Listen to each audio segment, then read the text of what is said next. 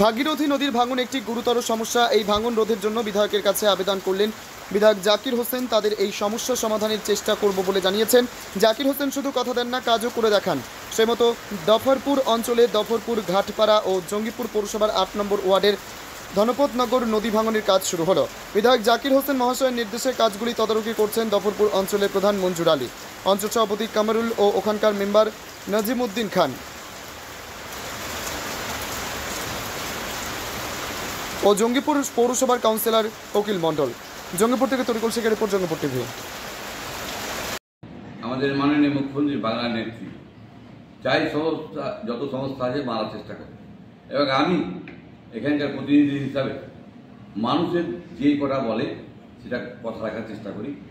তাই মাননীয় মুখ্যমন্ত্রী, আমাদের সেচ মন্ত্রী মানব ভূঁইয়া, তাকে আমি চিঠি লিখেছিলাম যে কাজটা ইমিডিয়েট করা হোক। তাই আজকে আপনার ৮ নম্বর ওয়ার্ডে এবং দফরপুরে কাজ হচ্ছে। এই জন্য মাননীয় মুখ্যমন্ত্রীকে ধন্যবাদ, এবং এলাকাবাসীকে বলবো তারা শিডিউল অনুসারে কাজ জেনে বুঝে নেয়। কারণ আমরা চাই সরকারি টাকা যেন তরজুব না হয়। আমরা সবসময় চাইব মানুষের কাজ বুঝে নিতে, কারণ এলাকার মানুষের অধিকার আছে শিডিউল দেখে কাজ করা। এখানে প্রধান আছে দফরপুর অঞ্চলে এবং মেম্বাররা আছে। সকলকে অনুরোধ করবো তারা এবং পার্টির যারা লোক আছে যে শিডিউল দেখে নিয়ে তাদের কাজটা করে, এবং আমি চাইব আপনাদের কাজ আপনারা বুঝে নিন, এটাই সবচেয়ে বড়।